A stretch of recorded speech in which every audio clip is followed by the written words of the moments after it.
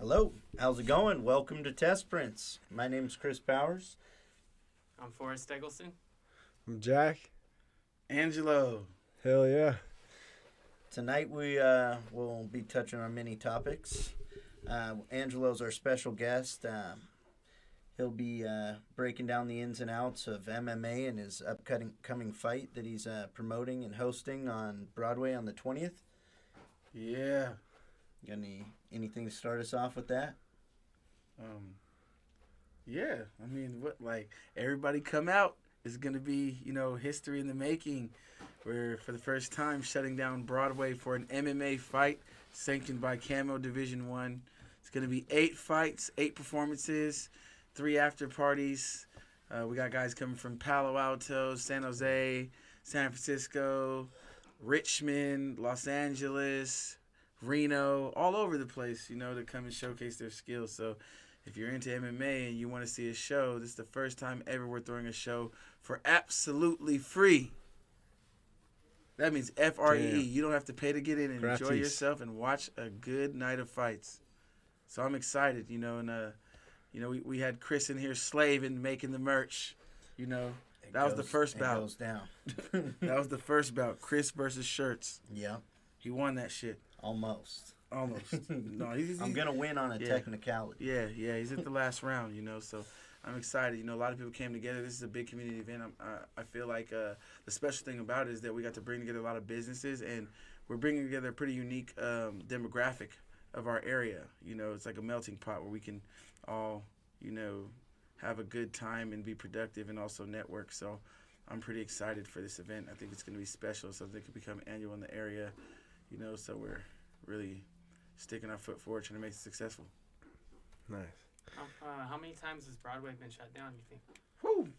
Well, I know there was an issue with the city council about it being shut down too many times, so they're going to start cracking down on that. It's happening a bit too often in their opinion. So, Well, the first time Broadway got shut down was in 1852. wow. They shut it down for a buggy race. Wow. Nah, that's Jeez. I was totally You convinced. got me. Yeah. I was totally convinced, like the eye contact and everything. Like, you gotta watch out for Chris, man. He'll sell your soul for a jelly roll. Yeah. Bring in strange facts from Monterey. Yeah, man. There's a lot of history on Broadway, though. Fun fact. They actually, Martin Luther King opened his first school in the world in Seaside on Broadway, and him and Cesar Chavez walked down the street in unison from the top of Broadway to the bottom. So there's some cool history, fun facts on Broadway. A lot of roots tied to Broadway for the history of Seaside. But I think it's cool how the vision they have for the new look for Seaside, and I feel like the things they're doing there, the events they're starting to have there, how Other Brother had their event and it was really successful.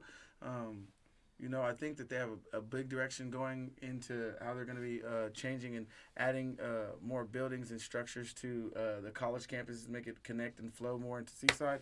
Right. It's going to get more of the students involved with the community and make us more of a, higher scale town. And I think events like War by the Shore, and these concerts are going to solidify us as stepping up a level, in the Monterey County, putting our big boy pants on and playing with the big dogs. We're going to be compared and be able to, be amongst the likes of Monterey and Carmel and more bigger towns, Also from up north, it feels like San Francisco has been seeping into San Jose. They've been meshing, and now it's coming down this way. They've been working on that train, the fast train from supposed to have like a hub in Gilroy. And all that kind of stuff's going to bring the Bay Area more to this area. Right. And I think, and then also, I know that Tesla has some hands in the Marina Airport. Okay. Really? That, or is that Joby? Maybe is Tesla's it on its way. Joby, they're making the air taxis. Oh, okay. Which is they're huge. Like, okay, yeah. And maybe... Nice. Yeah, exactly, yeah. But either way, our area is on the rise. So, I'm strapped in my seat for it. So I'm excited. Hopefully by then we got that sports complex everyone's talking about making. So we can get these professional teams out here too. Out in behind Fort that? Ord or something? Is it like I want to say that the family that's behind it is the same family that, or the family that's the ones who put the plans down is the same family that owns that semi-pro basketball team for Seaside, the Sea Kings. Okay. I know that, they actually had a meeting recently about the plans and the direction it's going to take. I know it's a real strenuous process as far as the politics of it, but I'm for it. I think it's something good, and I think it's something huge that would change, the direction of our city for the better. Having something like this to look forward to. We're I think the thing about Central Coast that I saw that was crazy when I was looking at Bay Area music, Central Coast is the biggest consumers of Bay Area music, and it's a fact that stands out to me because it shows how we can come together and literally bring a platform to life with the way we believe in things and move. How many times when I was a kid I see like Live Wire and Bay Area artists come and do shows, just oversaturate our area with shows constantly. The Planet Gemini shows, it's like the same artists coming like 20 times a month, and that's how supportive we are. Everyone's just as excited as the first time, Yeah. But my thing is, man, we need to do that for ourselves. Yeah. We got talent here too. We've got artists, we've got guitarists, we've got rappers, we got singers, we got skaters, we got athletes, we got everything. It's time to start putting the foot and the badge on the Monterey County and the Central Coast, Salinas Valley. We have our own demographic that needs to start getting more love and more respect. Put some respect on our name, right? Yeah. Hell yeah. That's right. Well, back to the sports. What were you talking about for what kind of teams are they trying to put in here? Well, I know they've got that semi-pro basketball team. It's sanctioned by a league called the TBL. It's a husband and wife, the Magleys. They actually own the entire league, and it was a league that was basically made to shine professional light on cities that didn't normally get the attention to or funding to have professional sports. Right. So normally professional sports will come to bigger major cities, like you get Chiefs in Kansas City, you get the Kings in Sacramento, you get the Lakers in LA, you get the Cowboys in Dallas, Texas. So these teams only come to major cities. So what this league is for is bringing the professional teams on a smaller scale to these smaller towns so they can get the same kind of revenue and advantages and benefits of having professional sports. So the TBL has teams in some major cities, but smaller cities get action too. Like Waco, Texas has a team called the Waco Royals. Yeah. San Diego's got a team, but also Seaside has a team. Auburn and Albany, New York have teams. There's teams in those small cities. It gives them action at having professional sports, so we can have fans and have the same things that they have and take pride into our towns. And it also is upcoming. It's shooting really high. Like when I first looked in that league, I think it was like $25K to buy a team, and now the teams are all worth I think a minimum of $150,000 to $200,000. The TBL league. Yeah. Should have cost So they're just rocketing. The basketball league, Okay. TBL. What That's would cool. There's Santa Cruz Warriors, right? Yeah. Well, Santa Cruz is a different league. That's the D League. Okay. So the D League is the D for development, the development league, which is every NBA team owns a development team where it's like the players that are in limbo. So like that's the why they practice squad. share the name, the Warriors. Yeah, because every team owns a development team, and basically it's the team where they kind of put the players that are kind of limbo, trying to come up, that aren't necessarily there yet or may have something to work on. So they put them in this league to kind of stay fresh and get work, and that's the team we have, Santa Cruz Warriors. Yeah, Santa Cruz is often, like when I was growing up, seemed like having more action with concerts and stuff. There's been a handful of good venues out here though, and now it seems to be changing. Yeah, it seems like they're easily just bouncing over Monterey or something. Santa Cruz. The people that bought the Catalyst or owned the Catalyst bought the Golden State Theater on Alvarado. Unless it's the fairgrounds. A lot of people go to the Fairgrounds. fairgrounds. That's cracking. But that's only for big events and shit. But actually, I was hearing that there's smaller rooms for rent there. Yeah. Yeah, they were throwing dances and stuff. Room. I remember seeing in the King City room. Yeah. That was the one. Yeah, they're throwing dances in high school and stuff there. Yeah. It's a pretty cool spot. Just wide open to run whatever you want to do. A hell of people too coming through. How about the Black Box? You remember that spot? Oh yeah. Yeah, the Black Box is good. Man, this is some crazy parties there. I remember when I was younger, I used to sneak into those, what were they called? Basketball shorts and booty shorts. Dances. It's crazy. Crazy times. Yeah, man. They had some pretty big concerts there, too. Yeah. A lot of up-and-coming artists came there that I'd seen, you know. I think we could bring that kind of stuff back. Like, honestly, you know, I think our area has a lot of potential, but it's not that we aren't built for it or we can't do it. It's that we're fighting against Old bureaucracy. You took it right out. Yeah. You got a generation that's not prepared mentally, culture-wise, to take in the new wave, you know, and Get the fuck out the way. right. It's time, man. It's time. I mean, they wouldn't even let us get an In-N-Out burger for the longest. I swear, for 15 years I thought it was coming. You've mentioned that like 6 times this week. Yeah. Yeah, I you mean, got a real feeling about that Yeah, In-N-Out burger. Because man, we That was been, pretty huge. Yeah, That we was should've- like a statement That for was the- fucking. If you look at the timeline of our history, It's kind of sad though. Yeah. Now Chick-fil-A's gone. man. Man, Oh, Chick-fil-A was around They- there? that was I in wasn't even paying that attention to spot. What did you say? We took it from you, Salinas. Oh. Salinas has got But one. you know what's crazy? You can have it. It's crazy because, like, literally, if you look at our timeline, that literally was the ripple effect. That was the beginning of everything going in rapid mode. I swear, real estate turned up right when that In-N-Out came. Everything started changing. People started adding so many different businesses. Damn. And I think- Angelo's all looking for a house right next to the In-N-Out. It's like, God damn. And they painted the Embassy Suites, took out that like kind of nasty pink color it used to be. Right. And they How totally smart. renovated it. It looks so. Yeah. It looks way different now. You know. I just feel like our city is just in line, ready on the forefront for this new change. And I have a vision, you know, and I just want to implement as much as I can. Like, I think that another thing we need to get back to, though, you know, is having things for these young adults and kids to do. People I love helping the kids. That's my emphasis. But a demographic that people forget about and overlook is that 18 to 25 generation, where you're kind of just figuring it out. Yeah. Like, That's where I'm at right now. Right, I'm Right grown, up in the mix. but Yeah. I'm not. They tore the roller skating ring out. Dude, that was a bummer. That was a major. I would bummer. be like hitting that up if I was, you know, if it was there right now, Friday night, I'd throw Yeah. on the skates. But you know what the I'd problem run is? a couple You gotta laps, it's Yeah. arcade and stuff. I get running in. Yeah, go- that it's was a because bummer. There's not a lot of, Now it's a of Starbucks. culture anymore. Like, you know, Right.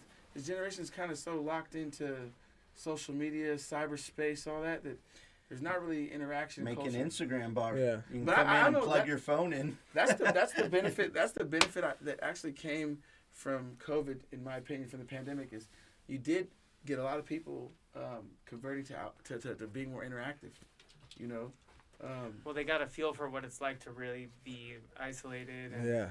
and overloaded with just screen time. Yeah. And Yeah. then when there's opportunities for in-person action and mixing with your friends, new friends, activities, Yeah. people have a renewed spirit around that kind of stuff, it feels like. Put more like value and attention into the interactions is what I've kind of been noticing, which is cool. Like it took that for people to notice, maybe. Yeah. But like it's cool that it's on the direction like that. Like Yeah. personal interaction is really important for human life and happiness, you know, to be like having homies and meeting people. It's like True. mind expanding and like, you know, expanding other things. Man, So it's cool. I was excited, man. You go to the park, you see a lot more people utilizing the playgrounds now. You know. Right. You would think it'd be like the other way around, but no, like, you know, people kind of like started to, you know, emphasize more and prioritize more interacting, and I'm all for it. You know, I mean, I know the whole thing with the pandemic, yes, distancing, whatever, blah blah blah, you know, but I also think the importance of life comes from interaction, and a lot of people forget that. Like, you can't get so caught up in trying to stay safe that you forget that, you know, what are you staying safe for? To live. You know, you What are can't you forget to living for? live. Yeah. You can't forget to live, man. Sometimes we're so afraid to die that we forget to live. You know, come on, man. You gotta live. Sometimes we're so afraid to lose, you forget to win. Yeah. You know, let's get out here. That's why, hey, man, I'm all for anything innovative and creative in our community, because so many times we've got the message punched in our head: work behind a desk or you're not gonna succeed. If you don't get a degree, you won't make it. You know, if you don't do this like this and follow the book and read the page 1 through 100, you're not gonna make it. But sometimes I don't need the book. You know, people are too afraid to say that. Yeah. These days, information is at your fingertips. Inspiration is all around us. Get back on those phones and learn. Just get out there and experience, man. Like, Yeah. you know, like sometimes we depend so much on this technology that I always think in my head, like, we thought the ancient civilization that they were kind of like behind by carving in stones and stuff. When you think about it, if some type of Armageddon came and wiped us out now, and all these phones went dead, and there's no way to turn them back on. We'd be no scratching charges. stones. What would we? How would we know our history? How would we know anything that happened? We start carving in stones and shit. We would, yeah, and we wouldn't even know what happened before that because it's all wiped away. People don't even have, you know, people don't even have pictures in their house anymore, family photos and stuff. Like, Yeah. everyone's just digital everything. Like, They don't have pictures. Or the hard copy digital. pictures You much got at the all. digital picture frame. yeah, Remember? Fire. That could be, The yeah. lady was about Could to be a show us a move. picture of her dog, and you were saying if she pulled out a hard copy photo, it would have been alarming. Even Yeah. I said I would have liked it. Like, everyone wants to show you their phone to show Yeah. you a picture. If you And walk then- down the street with the dogs, 10 people are going to pull their phone out trying to show you. I don't give a shit what your dog looks like. right. Hey, thing's not even cute. Every now and then, but, like, it's, you know, let me see it in person. Like, I don't want to see, like, I don't know. Yeah, I hate that. When you're at an event, dude, the other day I had to cut that shit out. I had to stop myself. I was at a fight in San Francisco, You're showing and everybody I a catch picture myself of your trying dog. to just film the fight. But I'm here. yeah, I'm here at the fight Yeah. right Yeah. now. Yeah. Hey, miss, Like, you're cute. Takes away. Yeah, man, But you gotta no, experience it is it. also cool to be able to capture and like look back at that. Like you won't be able to experience it, or like be able to retell it as good as a video. So it is cool to be able to capture moments, but when you're locked into video mode or picture mode You're the not whole in it. time, you're like, yeah, you're totally desensitizing disconnected from what's going on. Yeah, But- man. You know, that's the other benefit I like about this event, too, War by the Shore, because we get all these businesses coming out here, networking, communicating, Yes. speaking, you know, being here for the community. People that wouldn't have necessarily came to your business are here for the fight, and they come across your business and learn something they didn't want to know. Like, and vice versa, too. Right. yeah. I saw a good row of sponsors or different businesses. I imagine they're sponsors if they're on the flyer. Right. And it's a cool way to get familiar with these different places. One, I recognize Scott's Plumbing, Right. and my friend years back had printed his artwork. Oh, nice. The one Dan who taught me to about silk screening. And I've Wait. printed it in more recent years, and Forrest Yeah. taught me about silk screening. Oh, wow. It's gone through 3 generations. Wow. Wow. That's And legit. That's the power of a logo. You know what is I like it about tells a that? story. I like that because you guys both have the same lineage. That's legit. Yeah, that's Grandpa Forrest. Oh, nice. The Dan would be grandpa. Yeah. Yeah. Forrest is the glue between really everybody. Father. Wow. Leads into this. Father. Father. Prime. Father Prime. Yeah, instead of Father Time, it's Father Prime. Hey, it's crazy though, but like, you know, even Scott's Plumbing, Scott, he's a good guy, man. I like him. You know, he's very sincere about what he's about. You know, he helped me remember a lot of times the way he is. It's good to see people that are really sincere and passionate about humanity. You know, everyone's passionate about what they do, what they're into, but how do you often catch in life these days that are passionate about humanity itself, like being a good person, communing with others, like trying to move things forward just for the simple fact that you can and you want to see others progress, not because you have some motive or a paycheck in your back pocket, like just for the greater good. Like, you know, in the old times, we seen a cowboy riding through, just passing through. He'd come stop at your house, no matter who you were. You'd make him a meal. He'd do some work, some chores on your yard and land, and he'd get on. Just kept it going, like, you know, pay it forward. Everyone won. You got a good meal. You got some good work. You know what I mean? And the life went on. There's no greed motivating that. And that's why I like these community events, man. It makes the world go round. I'm not so much doing it to profit financially. There's so many other ways with the company, but this is just kind of like the platform to establish presence, Yeah. to show what we're about. For our community, and Right. you know, we all have a true appreciation for this place where we came up. Yeah. And we want to share that with people and help bring up the people around here and Right. bring people around to experience it. Right. Yeah, that's everything, you know. Like it's like my company. That's exactly what we stand for. The R.E.A.L.I.T.Y. Reality LLC. It's realistic equality and loyalty intended towards you. The realistic equality is what you put into this world, you will get out. And if you're loyal to that, everything intended to happen, you will happen. And that's what this is about. Putting in. It's not always about getting some financial profit. Sometimes the profit is just the greater good, you know, like nothing specific, but just being able to pay something for it, pass something along, assist something. Like every time I'm driving down the street, if I see somebody that needs help on the side of the road, I'm trying to help them.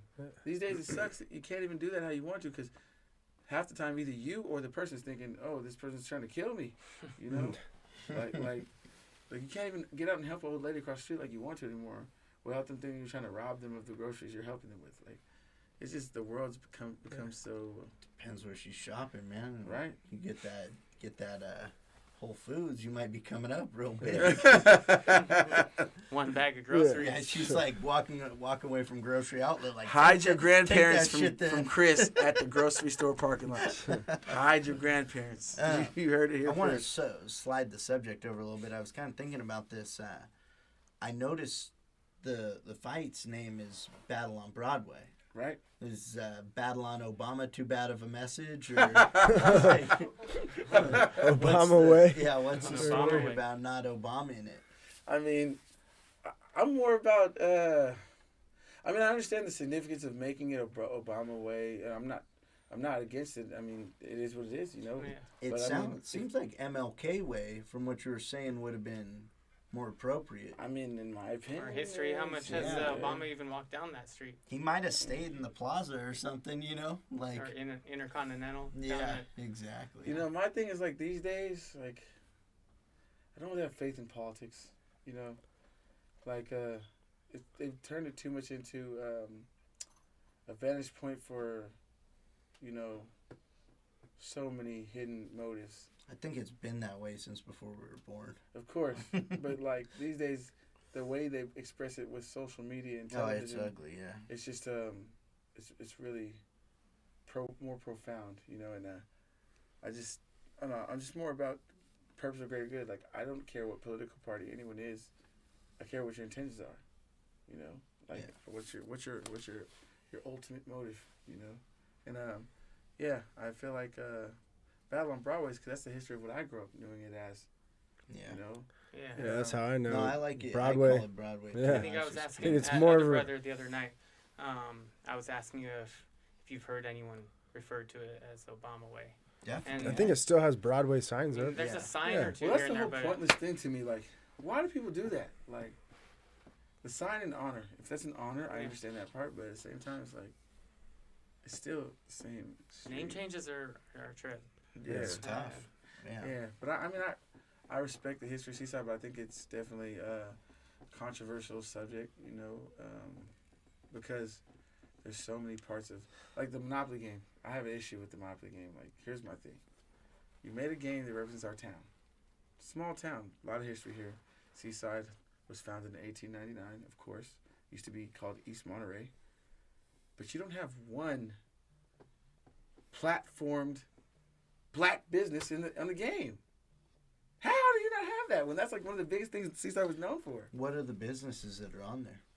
I mean, you got like Counterpoint Cafe. You know, it's a cool place. I like it, but it's newer. You know, they have a right to be What over it there. probably Seaside. is probably it's like a marketing thing. Like you probably pay to be on that. What's the Monopoly thing? There's The they Seaside- made monopolies of all the There's a cities. Seaside Opera. Really? There's a I don't- Monterey one too. I guess I wasn't around for that. I don't know about Well, this. my Exactly. thing is just yeah, I like those businesses. Like I like Counterpoint and Max, the owner, is super cool, man, dude. Like, Nice he's guy. super Yeah. nice, man. I met him through you actually, Yeah. and I like him. His vibe is cool, man. Yeah. He's down to earth, super like open, you know, like man, he makes you like he's very sincere, man. He's from a creative family. too. Right? Yeah. Yeah, super man. There's been collaborators with my family. My cousin Rashad, who you met the other night, has played a lot of music with Max's cousin Nico. Oh, nice. Yeah, I think he's awesome, but like I feel like that is definitely a necessary business to put on there because it's a business that came at a pivotal time in Seaside. That feels gonna be there a long time. Yeah. And it gave a new direction, and it actually adds a new. What identity. else is on there? I mean, It's all small business, though? it's all more newer businesses and a few like older businesses, like but not the ones that really. If you're local from here, Like, what would you like to see on there? Side effects? I mean, yeah, side effects should be Yeah, on there. that'd be a spot. You know? Yeah, side effects should be on there. Yeah. I mean, Now, What here, about too, what part of the Monopoly board, like, because, I mean, if you're one of those first squares, like, what are you going to put there? Like, this is the KFC, Del Monte Long Manor. John Silver Connect right here in the Del first Monte square. Manor. Sheesh. But then you got the Broadway squares at the end that are the high value. What do you got in those ones? Okay, so I mean the boardwalk squares. Where would you put Can the we boardwalk pull squares? this You up? How about Seaside traditional? Highlands. Seaside Highlands, man. That makes sense. Yeah. No, that would be like Pennsylvania, the great ones. Yeah. Yeah, right. What about traditional businesses? Yeah, like like not some so much older like businesses, side like- effects, like, Was Mel's Market on but there? yeah, That's- Mouse. That's Let's talk about definitely there a we go. traditional Mouse. business in Yeah. Seaside. Traditional. Mouse That's Market, classic, man. yeah. I mean, like my mom used to walk to that store and get candy, and Dennis was working there, so that like I love Mel's Market. Like the family is, they're good people. The culture of Seaside's in them. Yeah. I love going in there. Before I stopped eating meat, like I used to go get bombers every day. Like it was like routine. You go to Mel's Market. You gotta get a bomber with everything on it. No cutting back, and everything's got to be on it. Especially the jalapeno spray. That's my See favorite. if we can pull But, this I up. love Mel's Market, man. Dennis, Andy, great guys. Family oriented, culture. They're part of the culture, Seaside. Michelle Soul Food, I think it needs to be on there. The VFW should be on there. The RMSC is actually, it's one of the last completely black owned buildings for business in Seaside. Next to What is it? RMSC. RMSC. Yeah, it used to be called the Retirement Military Service Center. Okay. But I think they changed the name. It's a nonprofit now. They kind of changed the name. I don't know what they updated the name to. I should know. But there's a lot of history there that gets kind of washed away because nobody keeps it going and nobody puts There's into it. other classic spots. Oldemeyer Center. I remember that spot Right, when I was right. growing. I grew up living on Wheeler Street for a bit. I went to Delray Woods Oh, for nice. second, third That's grade. where my daughter goes. Nice. Yeah. Yeah, I feel like there's a lot of history that gets kind of washed away in Seaside that, a lot of people know. And it's crazy how history works. Like, when you know the history, of where you're from or who you are, like, or where you come from, it kind of gives you a bigger sense of pride, like a passion. So Yeah. I feel like it's important. Like, I've never been taught the history. I kind of dug it all up, I see just in the corner of this picture, I see Broadway, Delray Beach, Seaside Golf Course.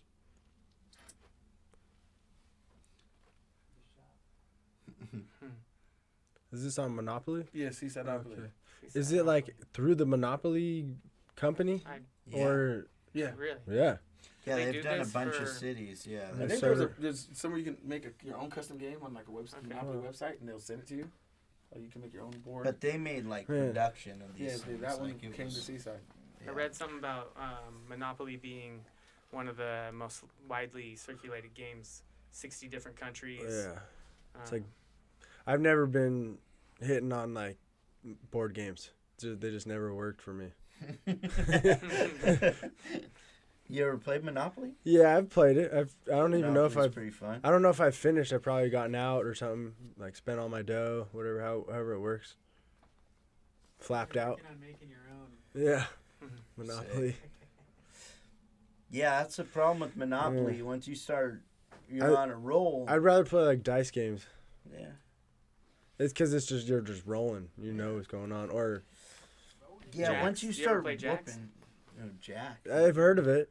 I don't know if I've played It's it. a little molecule. Oh, looking those things. I thought you were talking about a dice game. But No, like yeah, with the similar jacks to and like a dice. ball, yeah, thing. Yeah. rubber ball. Yeah. That's a pretty challenging game, Jacks.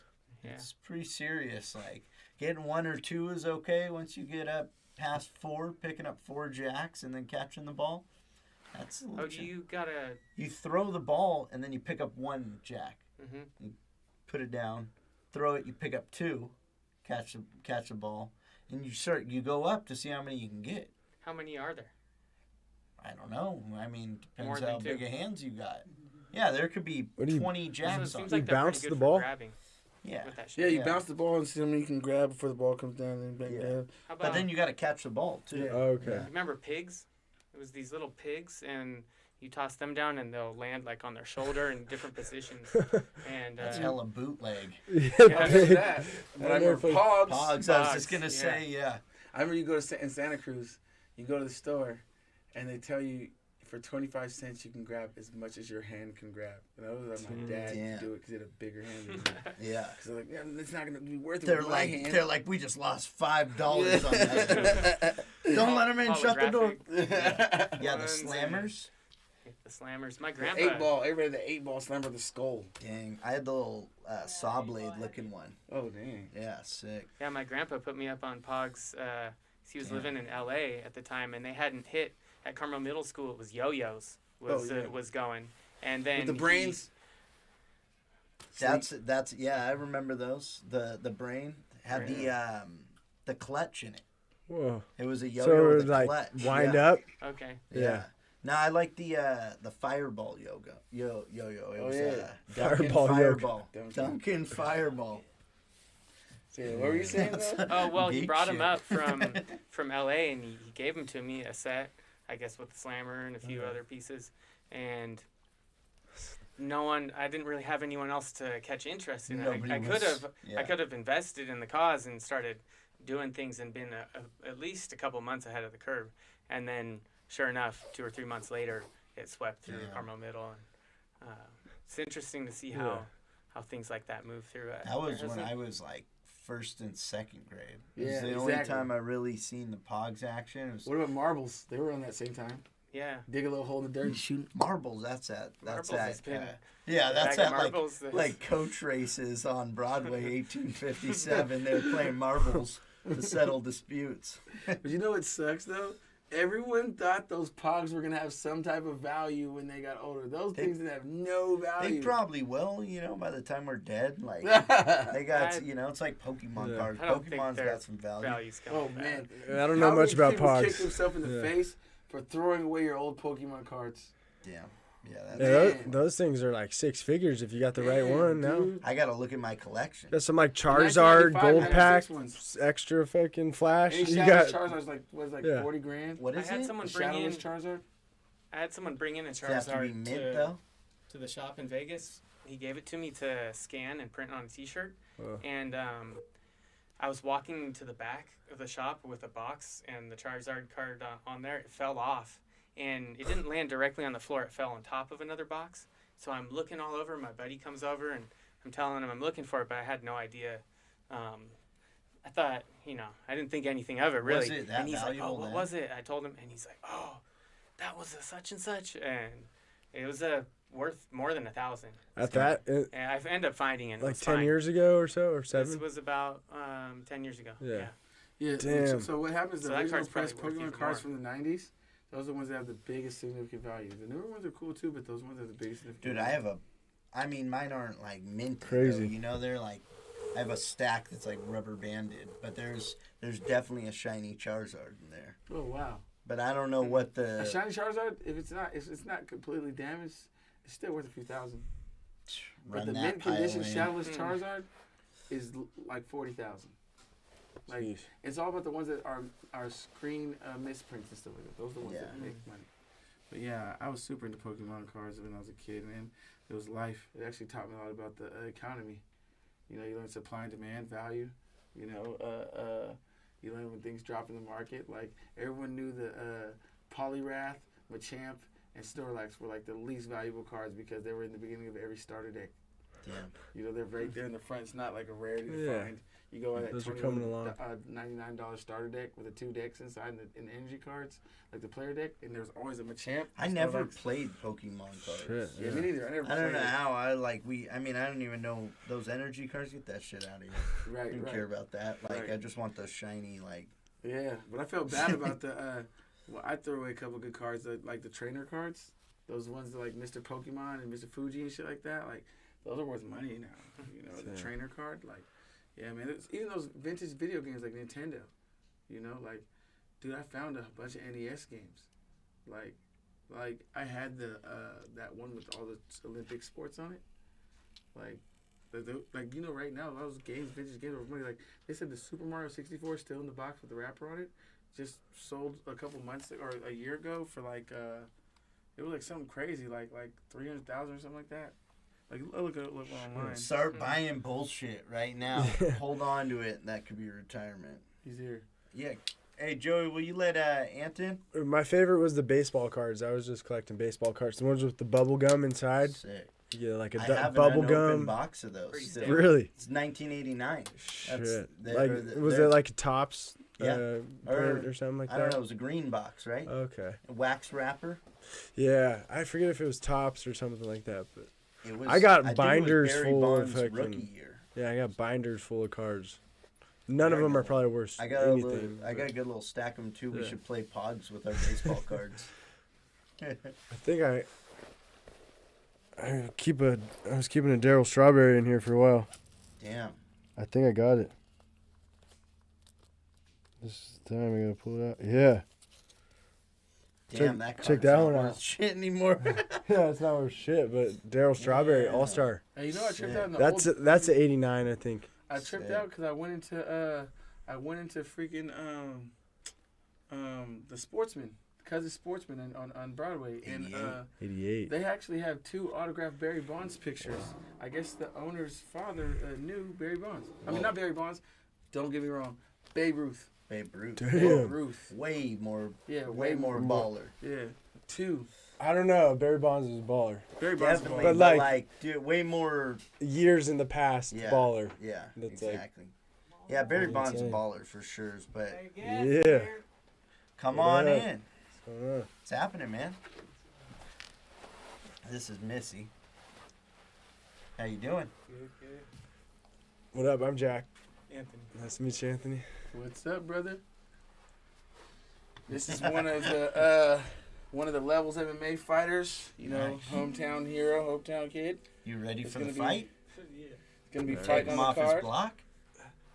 Yeah, he's gonna be fighting on the War by the Shore card. You know, he's making his debut as a Levels MMA fighter. Man, he's been in the game for a couple years now, but finally gets to express his skills. I know he's ready. Yeah. How you feeling, man? Feeling great. Yeah, you on weight? Yep. Okay, yeah. What you got going for Steven Scrafford, man? Just trying to, show these skills, these hands, Ah, Dang. you got your walkout song already? Yep. Romaine. Okay. Performance. Yeah, he's ready? Yep. Okay, man. Right. Yeah, your What- shorts are over there getting what ready to weight- get sublimated. Which weight are you fighting at? 145. 145. You might got pull it up Yeah, for you you. gotta pull Yeah. that mic in. Like this. Oh, Whoop. Here, go ahead, pull. Maybe scoot your chair forward. Yeah. yeah.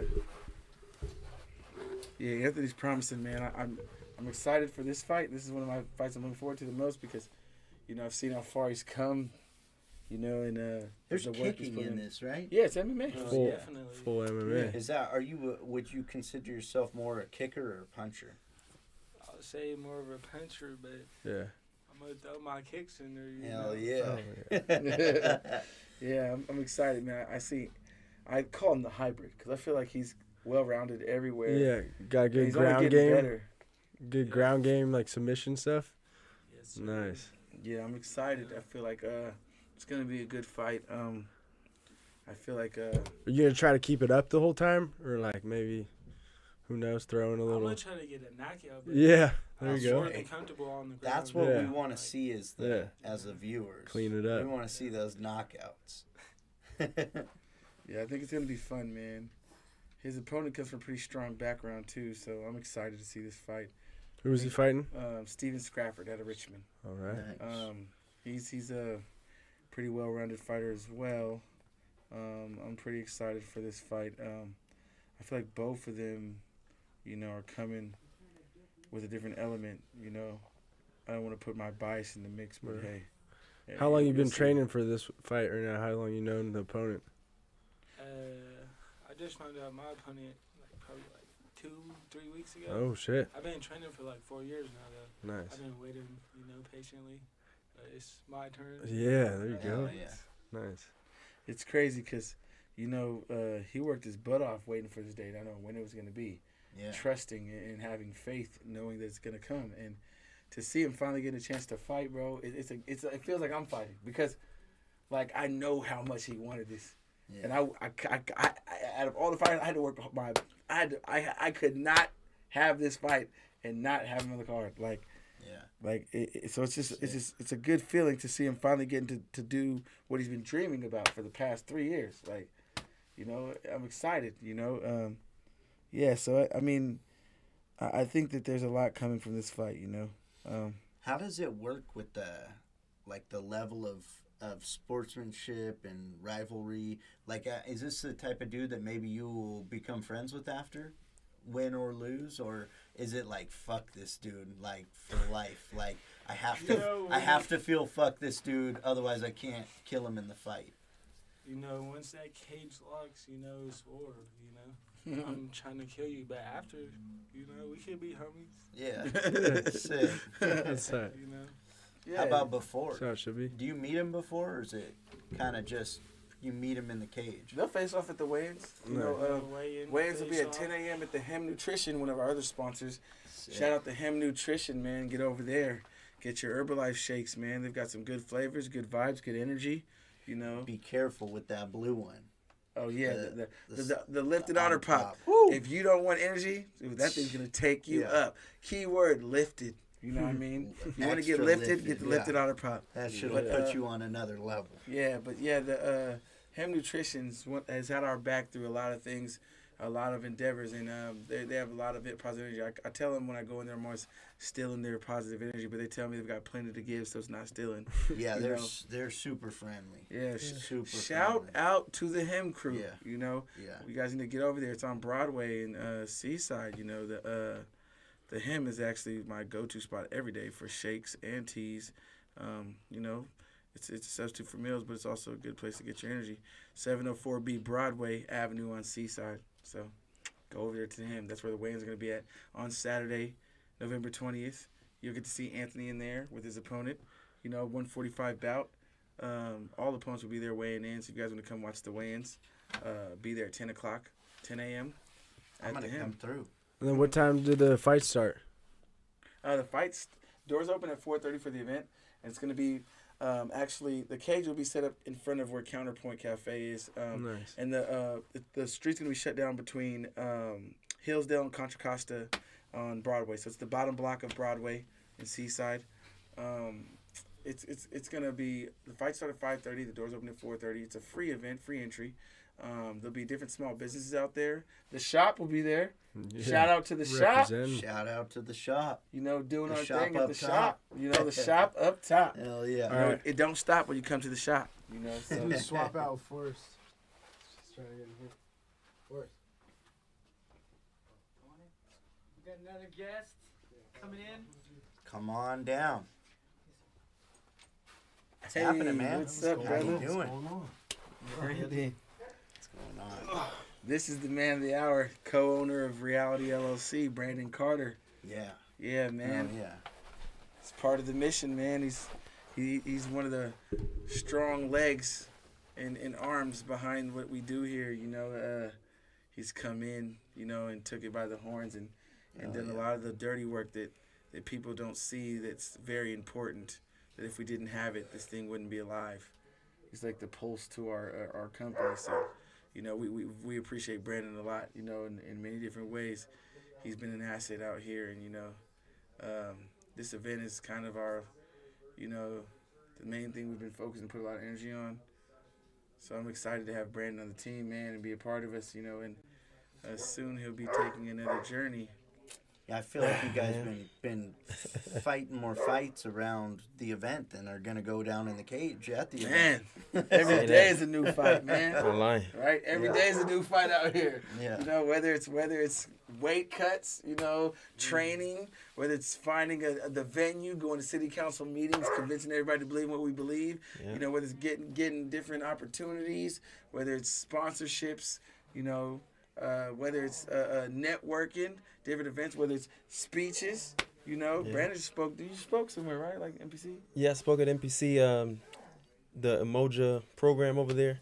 They had me for about an hour talking about financial literacy stuff. So I'm trying to, just help out the students get an opportunity to learn how to budget and learn about some crypto stuff and, some Fuck, money I making should talk to you future a little bit, stuff. man.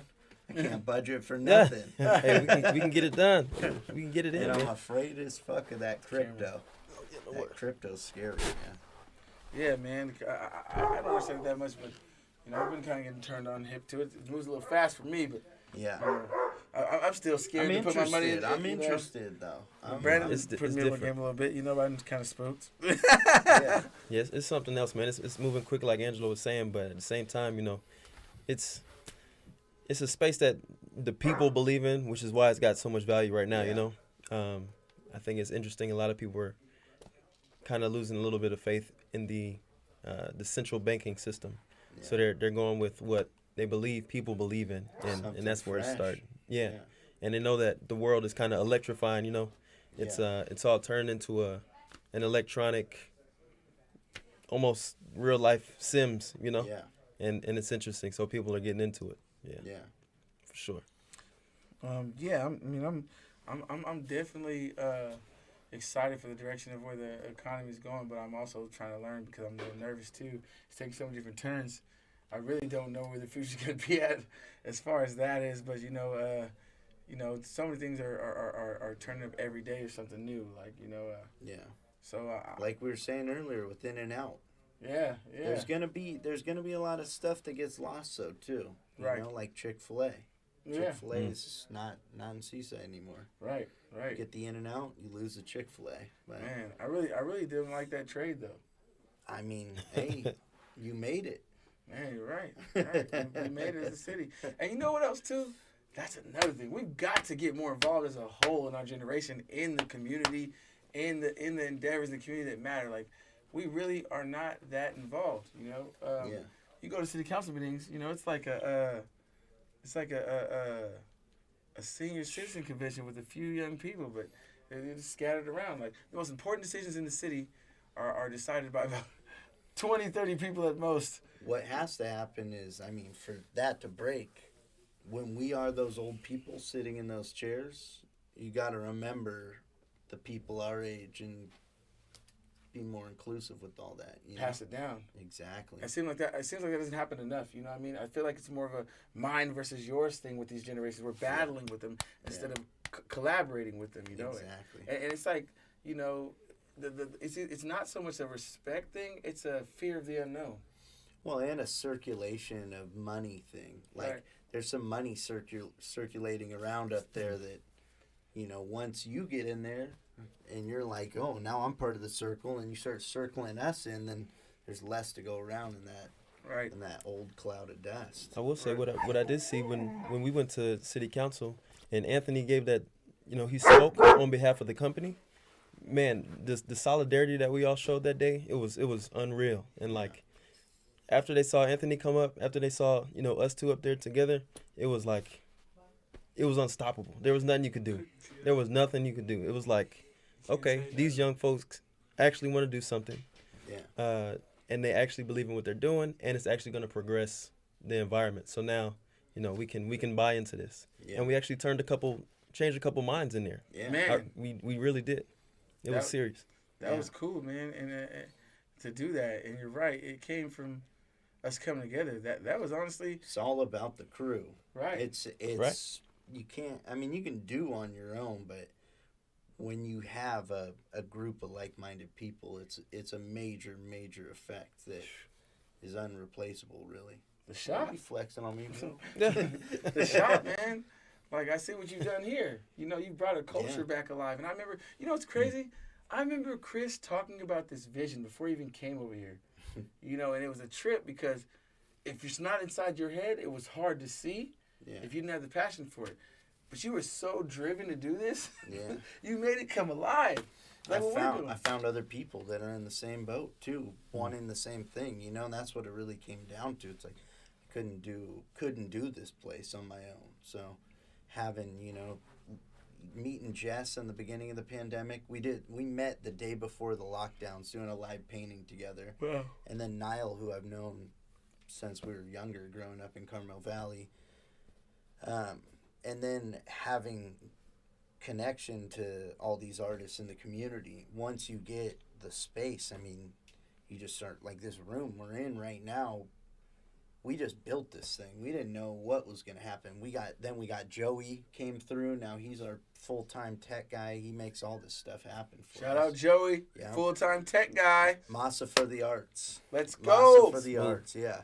Yeah, I mean, and he comes here, you know, sometimes for pay, sometimes for the love of the game, you know? It takes like a large amount of people doing things for the love of the game to make a special spot. Man, I'm big on that. Yeah. Right. I'm big on that because honestly, I was telling some guys the other day, you know, I don't feel you'll reach the pinnacle of success in anything you do until you literally are working to the point of oblivion, working harder than anyone else will for less than anyone else expects. And that's the problem. So many people feel entitled in what they do. Yeah. They want the gratification now. Yeah. And then I respect it too. Like if you've been building up what you're about and you get skill levels down and like, I mean, I respect people knowing their value and expecting their value as well as that. But if you see some people fucking with something that's the path that you're on and you can do a little bit for them and you know they'll do a little bit for you, like that'll go a long way, you know? There's no way I don't figure out how to hook this microphone up. Like, too much other shit on my mind. You know, you're worried about T-shirts and clients and working on managing people in the kitchen and artists and different personalities, you know, colliding. I mean, we got a large span of every demographic in this place. You got to imagine the arguments that pop up. I mean, we have gay, straight, black, white, Mexican, transgender, Asian. Like, I mean, I can't even think of, like, we're, you know.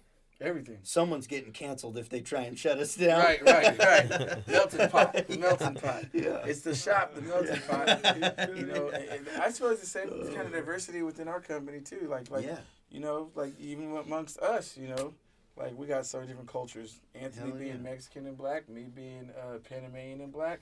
You know, it's like we got so many different cultures. Brandon coming from the East Coast, coming from the military demographic. Yeah. You know, Jessica being Korean and black. You know, you know, we're tied into so many different cultures and backgrounds. You know, and it's real strong too when entities like ours come together. On top of that, then it's just a double down. You know, it's like you guys, what you push and make happen and build and grow, and then us collabing with you and with the same energy in a whole different group of people for a whole different thing. That's a powerful force, and the more of those dots we can connect around the cities and around the county and whatever beyond, like the more we have a say. You know? Right. No doubt. And man, I think at the foundation of all that is the respect piece, right? Yeah. Like, regardless, not just the diversity between us, right? But the diversity amongst your whole shop, everywhere, right? As long as it respects the foundation, absolutely. There's not much that can't strive, you know what I'm saying? And people just have to really take that on board and go forward with it. But we lose it based on ego. We lose it based on experience. And, you know, we just forget that at the base, we're all the same. You know? Exactly. But it's all people. You know what I've learned through this experience lately, going in and building this event, is, man, no matter what you do, you are always in some point or another fighting. You will never stop fighting, whether it's for equality, whether it's for respect, whether it's for a new beginning, whether it's for greater heights, whether it's for, you know, a new idea, whether it's for a different job. Like, we will always be fighting, and that's what I love about the event War by the Shore. It's not just about getting in the cage and punching your brains out. It's about expressing so many things coming together for one event. Yeah. We're not just at war in a cage. We're at war with inequality. We're at war with prejudice. We're at war with time. We're at war with idle time. We're at war with depression. We're at war with negative introspection. We're at war with Old people not letting us do shit. we're at war with so many things. And this fight, when we are successful in this event, we don't win just an MMA fight. It's not individual fights just winning a fight. We're winning a different beginning that brings everyone together for going up to another level, finding a greater understanding with so many different people. Absolutely. This event brings together so many different things, and that's why I fight so hard for it. It's not about the financial gain as much as it's about the step forward it takes for our community. You know, so many people we've met through this event, so many things we've accomplished through this event. Getting sponsors, getting people to come watch you, getting people to support you. It's when you go into the bar and somebody asks you, oh, well, I saw you on TV. It's crazy. You're the beginning of the commercial. You give them an autograph. Yeah, it's just the feeling. You're the co-owner of War Brothers Shore. You're the co-owner of R.E.A.L.I.T.Y. People, it's just a sense of pride and respect you get in your community. We're giving that opportunity for so many different people, so many different aspects of this sport and this business to find themselves. With the opportunity you give people when they get jobs and positions in the company, in the shop. That is so important. That's something we forget. Believing in yourself. Self-confidence. Building introspection. Even beyond that, too, is I don't know.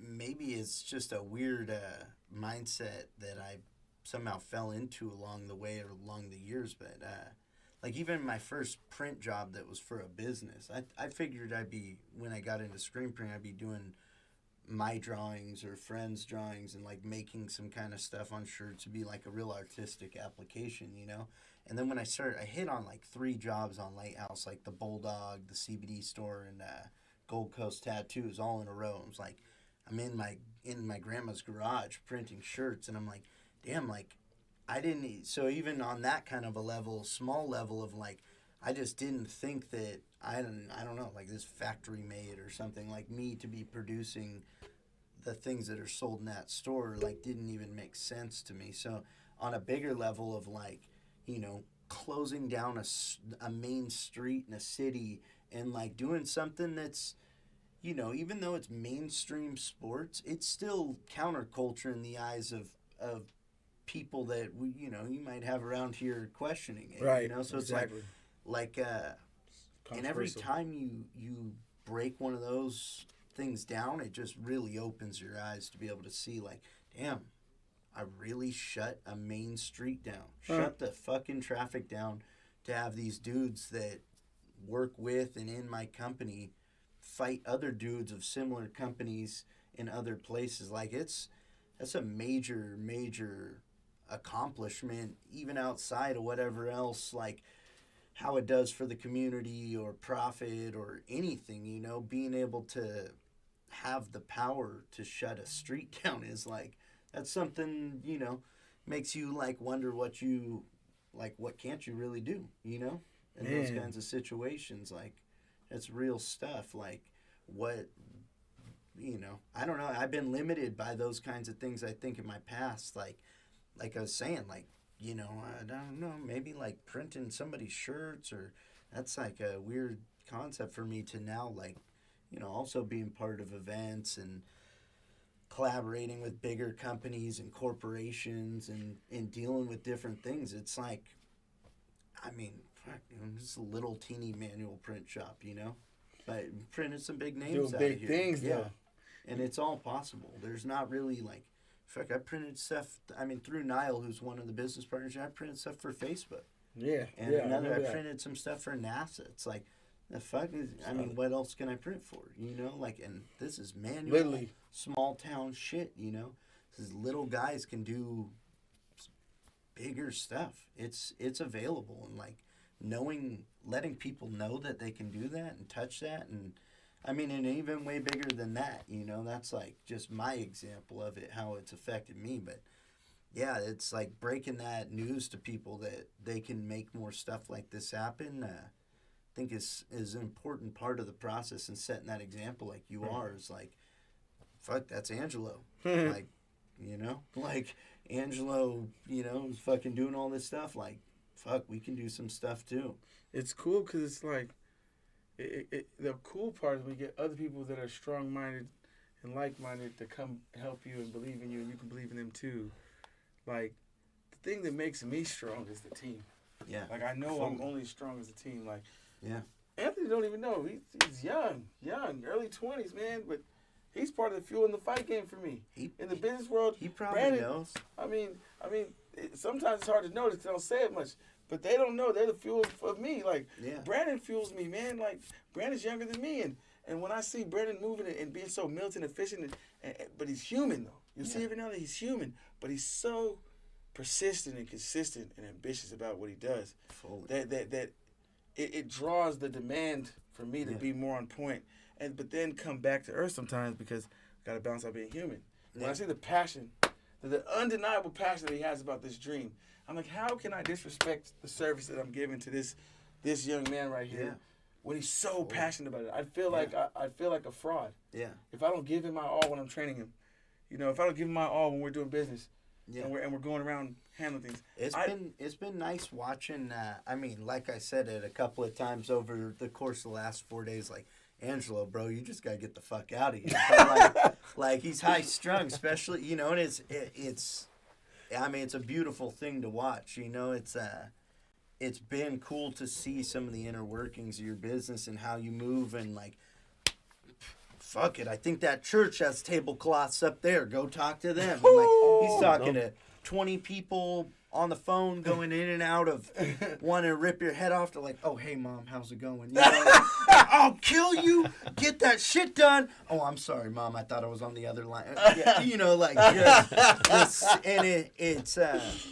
that's a serious like skill and character trait to making an operation. There's levels maneuver. to this. Yeah. There's levels to Big this time. life. Big There's levels, time. man.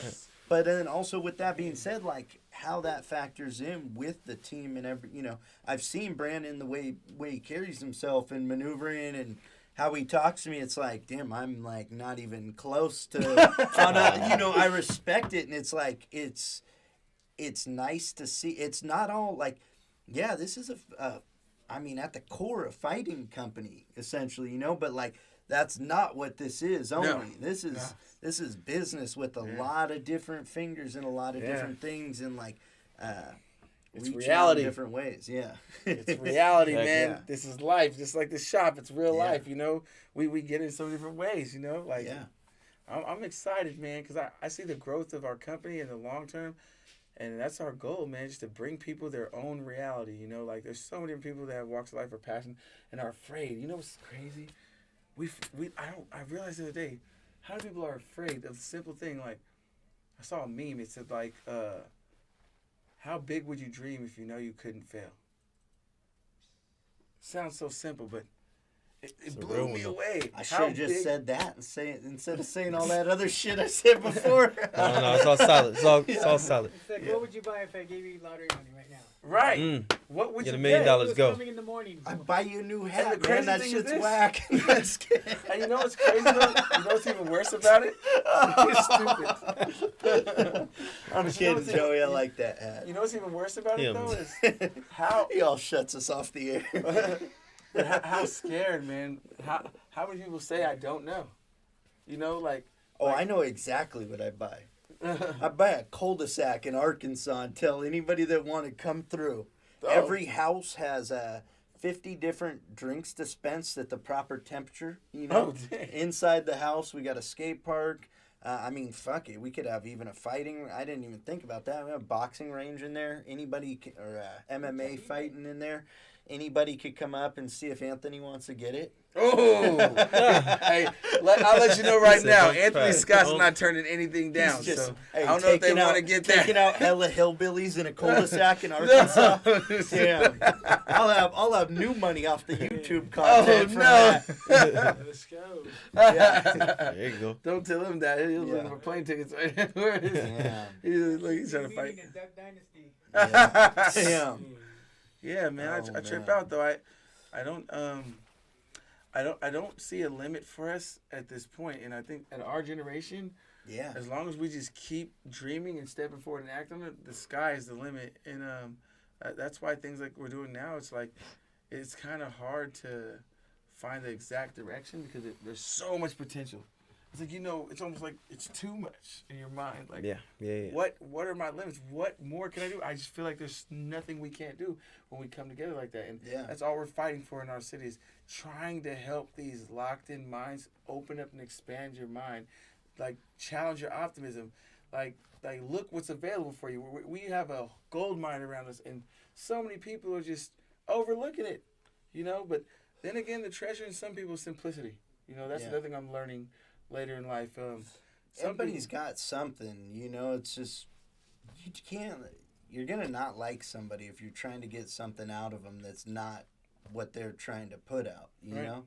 Like, that's a fact, it's like, there's no way. If somebody wants to do something and you can work that in with the groove of what you're doing and it can help you and help them, like, that's going to be your best friend. Right. You try and find a friend that's like, like, hey, you look like you can do this. Come on. And they don't click with that, but you drag them through that shit. Like, that's not the way it goes. It's Right. about utilizing people's what they do and what they like to do in that. And I actually learned a lot of that from seeing you and Huss. When I met you guys. Like, I mean, just like Huss has got a dude for everything. You got a lot of dudes, but like you could be like fuck, man, like I don't know, dude, my rollerblade bearings are on. Oh, Huss, yeah, call Huss up. He's got a dude. Yeah, I'll call up Larry over in Marina. He got rollerblade bearings. I seen him. I was there last week. Like, the fuck, like, But I seen a lot of that, and like keeping that shit, like I seen both of you guys go out of the way to keep that shit in a circle. I mean, there's like, you could buy shirts off somebody else, and it's like, there's a cheaper person, it. You know what I mean? You came and got your shirts here. The shop. Like, yeah, but that's like a real thing. Like, the people you fuck with, like, you don't like Loyalty, cut corners loyalty, on loyalty. that, and that's highly respected, and I see it come back to you. Man, loyalty, man.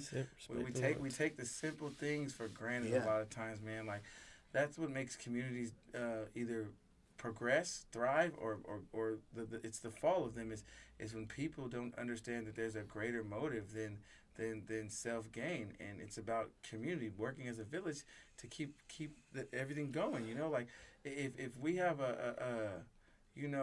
if we have a mission, a greater mission, and we all can contribute, then we need to keep it in the circle. But keeping it in the circle is more valuable than finding the best price.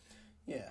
And But with that being said, too, like, try and have the best price for the people that are keeping it in the circle for you. You Right. know what I mean? Like, try and work in those bounds because, it don't work for me to just be in the circle. You can't be in the circle really if you're just because you're making something or doing something. Right. You're in the circle because you contribute. you're coming through and like, hey, I'll pull a late night and make this happen for you at the right price, Willing to do what others don't so we can get places where Exactly. others won't. It's You not know, it's not a 9 to 5. We're willing know? to do what others Yeah. don't. To Hell get yeah. places where others won't. Like Brandon, man, that dude's the one who encouraged me the most when Yeah. I've been in dark days. And this guy, man, he's got something for every answer for something you're going through. Like, I be tripping sometimes. Someone Anyway, did. You just say got to some find dark a stuff, sleep man. doctor or something, man. That's the only one thing I've been seeing you lacking. Sleep, You coming man. in yesterday. You needed a nap. I almost tucked you in on the couch. This is, right now what it is Crunch time. our it's like we're getting to that point where, man, You can't focus on who, and that's the other thing I keep having to remind myself. In these times, it's hard to remember that because you're engaged. But it's like that Eric Thomas speech. Don't cry to quit, cry to keep going. You know, like these are times where we don't have time to cry to quit and stop. I don't have time to worry about why it's not going to happen. We got to keep going. Yeah. The thing is that we refuse to lose. We are going to get there. If I lose a leg, then I'm just going to be one leg less. But I'm going to get there. The point of this story is I'm getting there. You have to be relentless. You have to refuse to lose, you know? Like, you can't keep giving too much energy to the factors that are factored up against you. They're already against you. Don't give them more power. Put the power you have. Even if you have an ounce of power left, give it all to yourself and run it as hard as you can. Because that's the best shot you got. As long as you give it the best shot you got, there's no regrets at the end of the day. And that's what we're doing. That's why I love this shit. I refuse to lose. I don't care what it takes. Whatever it takes is what we're going to do. You know? I was telling these guys earlier, I am having my own battles. I'm not going to drop any names, but there's some, bureaucracy that I'm dealing with as well, you know? And, but I was explaining that, like, you can't be below somebody and just be trying to swing up at them, you know? You got to build I told these guys I should every morning get up and do 200 push-ups till I could just whoop these guys' asses, you know? Like, I mean, these are old people, too, so I mean that, like, strictly metaphorically. I probably put them on their pockets right now. No, but it's a thing, like, you need to, there's people out there that aren't going to be looking out for your best interests but they'll present it in that kind of a way, you know? They'll make you, hey, we're hooking you up. It's like, no, you got your arm on me, you're weighing me down, motherfucker. I'm trying to bump shoulders, not be fucking under your wing, you know? It's like, I'm already doing this. Let's go, you know?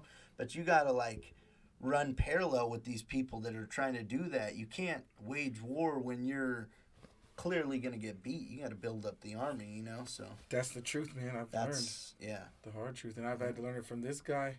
You know, sometimes I catch myself going off the hinge. My emotions get involved too much. You're a pretty big guy, man. Like, not a lot of emotion going around. Yeah. Thanks for keeping the emotions down. He does it on his own, man.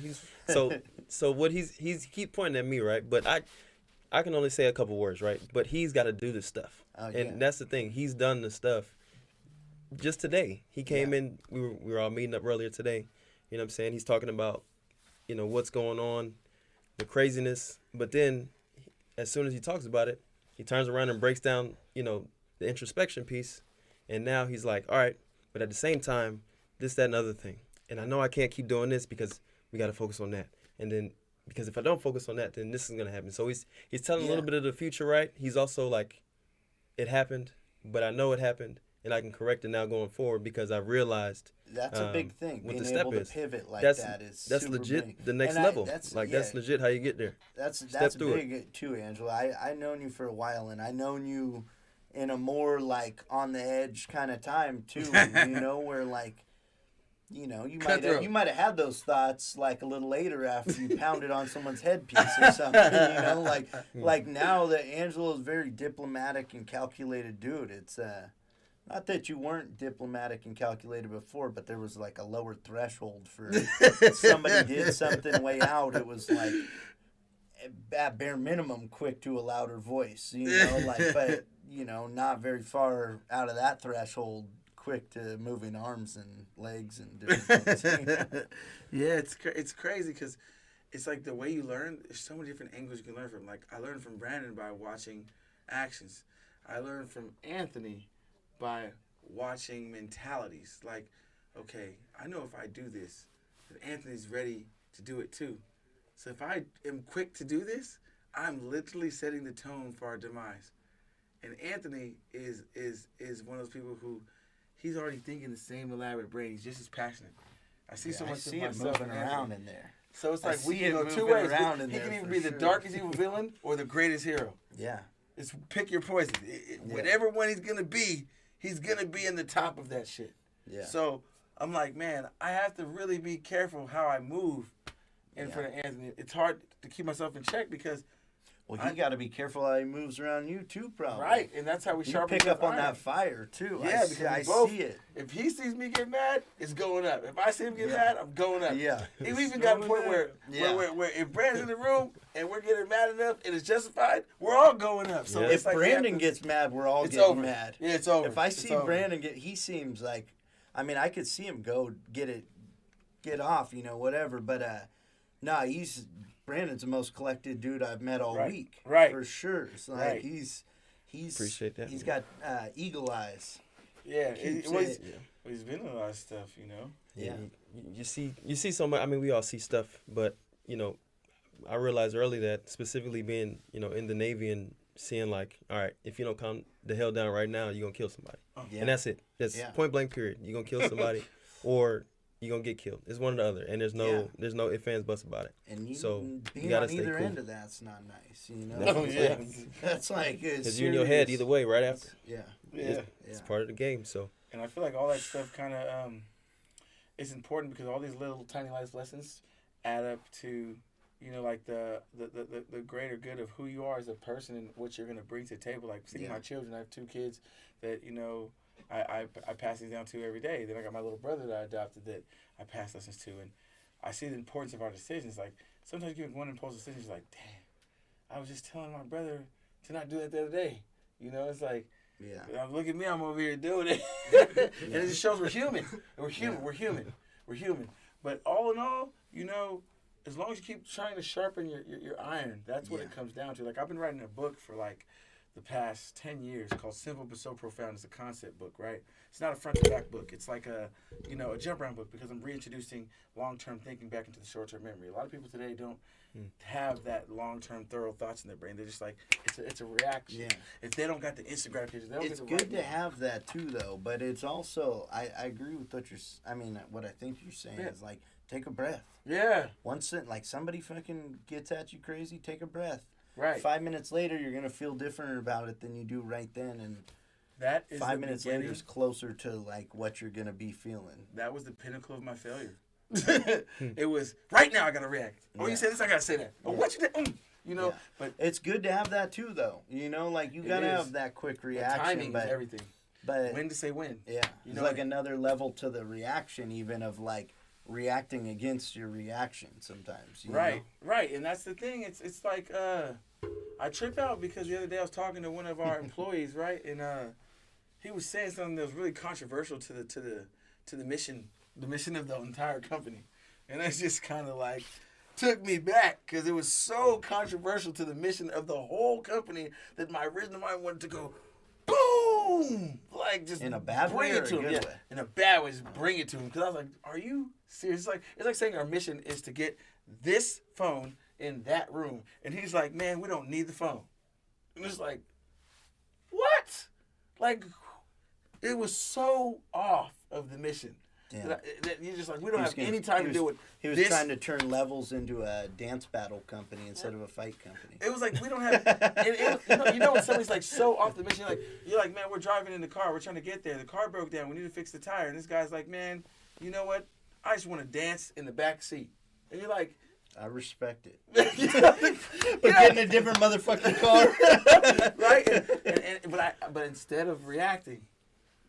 I was like, you know what? I'm just gonna go take my mind because I know my emotions right now are not gonna take me in the right direction. And it's a lot of times I've been coming to this conclusion with this guy, right? with one of the employees. So I waited, took a lap, chilled, did some other things, and I came back to the conversation with an open mind, and I explained to him thoroughly from a sincere point where I was coming from with why we do things the way we do things. Yeah. And surprisingly, you know what he said? He said, I never looked at it that way. You're right. Man, my bad. I was wrong, man. I appreciate you taking time to talk to me. And it was a trip. It was magical. I was like, whoa, is that what it's like, man, sometimes our introspection is so great that we don't realize something that we may think is simple because we calculated it 50 times in our head. Somebody might not even been on that page. Yeah. So we react off where we were at. Yeah. And then since they weren't even there, it's going to go over their head or they're going to receive it completely wrong. And now we're in a worse place. Instead of what the goal was, the point of you trying to explain to this person, they're in your company for a reason because you believe in them at some point. So if you have the patience to explain to them, you get a lot further. Like, what's that simple saying? You get more bees with honey, right? So, you know, like, so it's like I just trip off those little things that I kind of overlooked as a kid, you know, that are helping me in so many leaps and bounds now. Like even communicating with Anthony, you know, or Brandon. Like, we've butt heads so many times in this company where it's like, man, I don't see how we're getting out of this one. You know, it's that we make it through and we're level stronger. You know, like there's time Anthony wanted to chew my head off, man. That's when, at one point in this event, he didn't think he was fighting no more. Because I was telling him, man, I need you to help me with this, man. Like, we're not gonna get you a fight. That was it for him. Damn, he's just trying to hang it over on you like that. Should have just taken flight right away. Where were you at mentally right then, Anthony? I was with man. Yeah, where was your mind at that time, though? Finna be that mad. Yeah, he would not talk to me no more at that point. And then I had to come and get to his mindset, like, man, that was like the worst ultimatum to give him because he was weighing that fight so heavy in his mind that I literally tipped him off the edge right there. Damn. You know, so sometimes you gotta have introspection to think about what you're telling somebody and the validity of the conversation. Like with Brandon, you know, when he got that message, I'll never forget that day that he had to change his orders and his dates because the time he's moving was gonna change. I had never seen Brandon get that mad before, ever. Like, I never seen him get mad, really. He'd get reserved when he didn't agree with something. I've seen him be stern, but I've never seen him be angry. And that was the first time. Like, what was going on in that situation? So pretty much I was supposed to leave for my next duty station at the end of the year. They told me, nah, that's not going to work. Bump it up 3 months earlier. And it screwed me up because I had planned a bunch of stuff out, including this event. I would have missed the event had I left before, or excuse me, when they told me I was going to leave. How'd you get around that? So pretty much, so what it was a big miscommunication on a lot of different sides. And what ended up happening was I ended up, you know, communicating with everybody individually. And then pretty much we all ended up talking together, figured it out. And I ended up staying when I initially thought I was going to stay. So nothing ended up changing. It was just the thought of having to switch all this shit up that threw me off. So one. Yeah, it was rough. Where's next? Japan. Damn. Yeah, 3 years. Sick. Yeah, it's going to be dope. Hell yeah. Riding one of those little Mario Karts, you know what I'm saying? Yeah. It's going down. Part 2, the shop and levels goes to Japan. Shoot. Take my Slide to truck Tokyo. over there with you. Hey, really come show them through. what's up with the truck. Let me get a sticker, throw it on the back of my little beater car, you know what I'm saying? We'll get it done. sick. Yeah, we'll get you some stickers for sure for you. Yeah, I think that, like, honestly, at this point right now where we're at, I know that we have guaranteed success. I kind of, the years before this, I knew what I wanted to do. I knew how to do what we're doing. Like, you know, we all know how to do what we're doing, but do you really know where you're going? Do you really have a decisive, like, you know, do you have a definite plan? Like, and that now, with these added pieces to the puzzle, like, I feel like how you have a structured plan. You know where you're going now with this. I know where I'm going now with this. And I think it's part of becoming a man, becoming an adult. Like, we're growing up. And you know, I'm excited, man. That's why I feel good. Through all this stress. I feel good in the chaos, too, though, of not knowing. So it's like, when you're in a situation where you get comfortable, that's like another launching pad to some more discomfort, you know? And if you take it, you can reap the benefits of the discomfort you've already had. But, like, if you don't, like, you've found your plateau or right in that neck of the woods, maybe go down, maybe go up a little bit. But, like, you need to always be discomforted until you want to retire, basically. I think is the only way to do it. You know? That's what my old legal guardian, Eugene Jackson, he used to always tell me, man, you know, him and Uncle Jess, you know, we used to stay at the house with them too, and they'd always give us life lessons. And he said that the day a man's job is done is the day he dies. You know? Yeah. A man's job's never done until the day he dies. So, you know, like, stay ready, you ain't got to get ready. You know, so we used to be on it, you know? So, like, those life lessons you take in, like, this fight, we're not going to stop working until the fight's over. Like, I had to lock that in my brain last night. I was sitting on the couch, super tired, going in and out sleeping. I'm like, stop trying to get to a point where you're not going to be doing anything. You're going to be doing something every day until it's over. And I had to just lock that in my mind. Just take a deep breath. Let's get it, you know?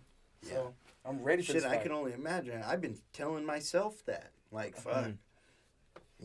I'm not going to stop doing nothing until Angelo is done with this fight because he's gonna be in here getting VIP tags from Forrest with the sublimation, or getting shirts, or going up to Sturlock up there telling him sew this on here. Constant, 100 phone calls in between every motion too. Yeah. Man, they don't know the work, man. Tell them they don't know the work. We could have made a documentary. We should have made a documentary about this process. That would be crazy. Do it on number 4, man. Right, because they don't know the process, man. It's just like, I'm gonna keep it real. People don't appreciate the process of crafts. Like, I watched Chris sit here and take on some overwhelming orders in this shop. People don't respect the process, man. Like, gosh dang, that shit was stressful. Seeing those piles of shirts. Like taller than a freaking body, just up, and I'm like, how are you gonna print this? How are you gonna print this? Like, I'm stressed out. It's all the heat when the machine's on, and then you got somebody else coming in your ear telling you some straight bullshit. Yeah. Like something that's totally irrelevant Twice to everything. a day at least. Like Twice something that's a day at literally, least. You gotta get your you, quota in. you could not fathom in your mind the irrelevance of the shit you're hearing when you have this mission at hand and you can't stop it. And then you have a time frame because you have to drop this at the time. Yeah. And then he's like, dude, somebody comes up with some straight fucking Timbuktu bullshit. And you're like, what the fuck? Like, It's kind of like that kind of stuff kind of keeps you all right though, you know, like you gotta have that weird shit. weather the It's storm, like huh? just some weird like left field kind of like what the. I was like I was on a serious mission in here the other day. Like Forrest and I were going through piles. Like I mean, I think it was like 18 boxes or something. Damn. Like just straight moving arms. They're just coming out the machine, all touching, hundreds in a row. You know, like and he's folding and boxing and counting and we were like, it was like you said, it was one of those hot days. It's sweaty in here. Like the music, we're really like punishing ourselves. We had some, we let the disco algorithm on YouTube just go super harsh. You know, it was like we were going in, and I'm like, my teeth were like gritting, you know. And I walk next door. I'm like, okay, I'm gonna get something to drink real quick, and I'm still like feeling that energy. And I go over there, and this dude is trying to buy a little bottle of Taka vodka with pine cones. He's like trying to use pine cones to pay the fool at the counter. And I told the dude, I said, what the fuck are you doing? It's still kind of like crazy. He's like, this is a good guy. He'll take him. I said, you think I'm a fucking squirrel or something, bro? With your goddamn pine cones, you know? Like, I ended up buying him a couple shots. I said, I'm not buying you that whole bottle, but I'll get you a couple of little ones, man. Yeah. You might need to take a little bit. But you need those things to, like, snap you out of it, you know? Right. When we came back, we went to a different type of genre of music, you know?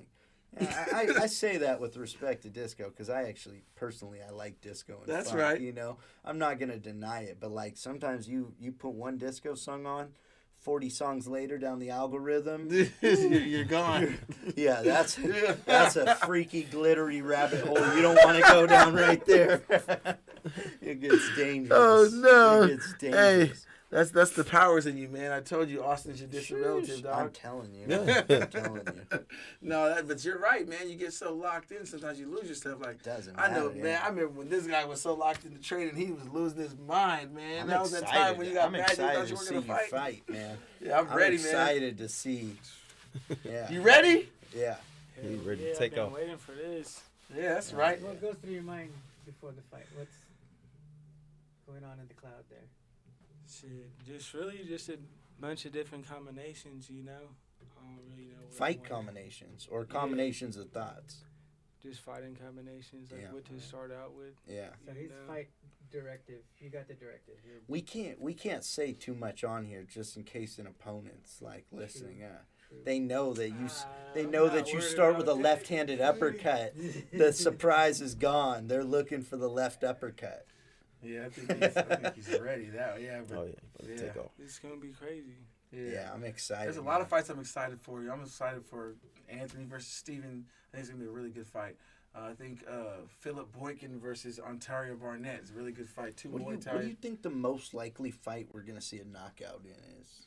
Think Anthony's most likely to throw a KO? It's not safe for me to say, being the promoter of the event. So what I'm going to do is say there's going to be a lot of crazy fights, but I'm going to say me. I'm excited. Yeah, me. Hell And probably, you know, my brother Ish is fighting too. Don't sleep on him getting a knockout either. Yeah, he's. For sure. That's. I mean, we're more likely to see a knockout for the guys that like to throw the hands than Well, this guys is that what like I'll to say. fight on the ground. I'll say right? that there's a couple fights where I don't know what's going to happen. And I'm pretty good at predicting fights, but my favorite fights right now on the card, I like the main event, Ishmael Romero Pugh versus Lorenzo Figueroa, because they're both scrappers. They're both big, strong, heavy hitters. You know, both fast, athletic, both fearless. You know, and those fights always end pretty viciously. Yeah, Because somebody's got to lose and somebody's got to win. That's what You we know, want. then you got Philip Boykin versus Tontario Barnett, like I was saying. Two developed Muay Thai strikers. One long and fast, one short, compact. You know, both of them have technical striking. One has a slight advantage in jiu-jitsu, but the other one has wrestling defense. You So said kinda- there's a couple of street fighters in here too. Yeah. Well, When you say street fighter, does that mean not professionally trained, well, or are they professionally trained but tend more towards things they learned in? when I say street fighter, I mean that, you know, they literally, their foundation came from the street. Yeah. You know, they may have trained here and there, but their foundation, their heart, their mentality, that gutterness is still from the street. They're bare knuckle brawlers, and the fight that's going to be a lot of. I think the Fredo Vasquez Grijalva against Baron Guilford is going to be a scrappy street fight. That one's going to be a dirty, cutthroat fight. They're going to get in the middle. No one's going to be trying to really move and dodge anybody. They're going to be trying to take each other's head off. Not because they don't know any technicalities, but because they both have pride behind their back in this fight. Both of them are from Seaside, California. Both of them have a chip on their shoulder. Both of them have fans that are surprised the other one's fighting. And both of them think they can kill each other. Yeah. Easily. Yeah. So when you get those kind of fights, like I said, somebody's got to win and somebody's got to lose. Absolutely. You know? And one of them is walking out on top. And I don't think either of them is trying to leave it to the judges. So No. that's a good fight. That one's Yeah. going to be a good one. You know, then you got, Colin Brohan. I mean, he's a good upcoming fight, but there's some technicalities going on right now where he may get switched out by another hungry fighter coming in the game right now. You know, and that's the name of the game. A lot of these guys coming up in the game, a lot of people in every sport, they don't understand that there's so much to it beyond fighting. That fight is a privilege. Everything that comes before that, you know, is work. You know, you train hard for the fight's easy, but there's so many politics into it, so many moves that come to the game, even just to get to where you're in the cage. Where you're finally in the cage, it's kind of like your serenity. That's where you get to show off the skills that you worked for, or you get exposed for the skills you didn't work for.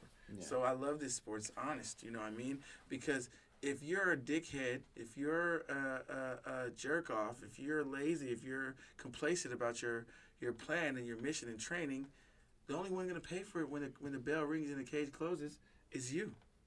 It's not your quarterback. You can't blame the point guard. You can't blame the defenders fouling you too much. You can't blame. He's saying that to cushion himself. You know, So you can't blame no Angelos. Oh, they already trying to blame me. The fight didn't even start yet. You know, jeez, it's like crazy, man. You know, and the reason I say that is it's like the same thing with Michael Jordan. I never ask of anybody something I didn't demand for myself. You know. Yeah.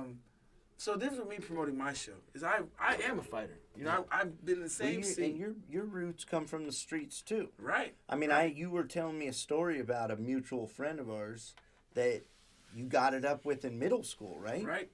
Like he called you out random. Right. Upon your move to Marina. Right. He was, what's up? Yep. And you're like, what's up? Yep.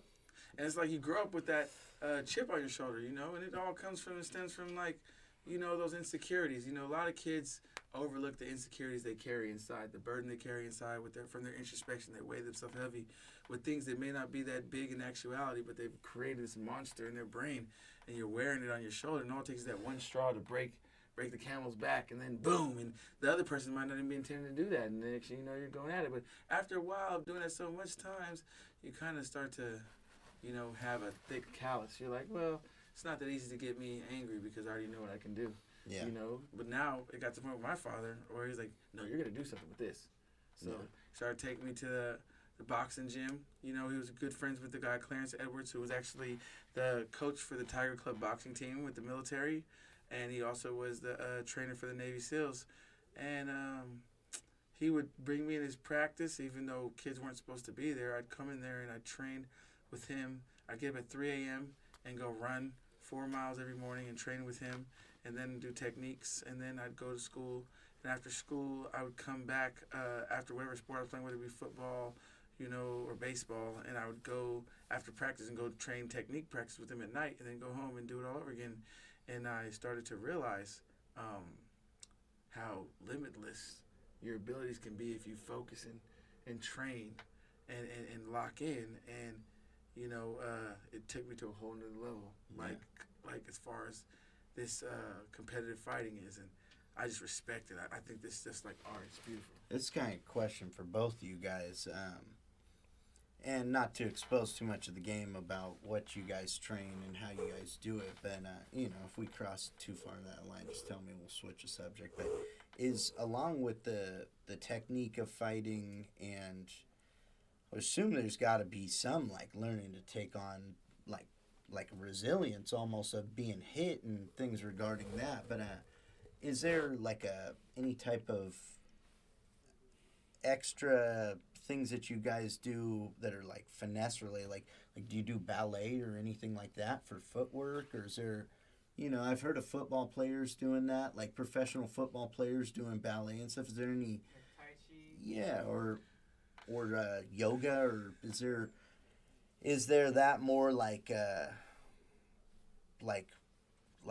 something completely unrelated in the training that is related, but like a different sport or activity that you guys do?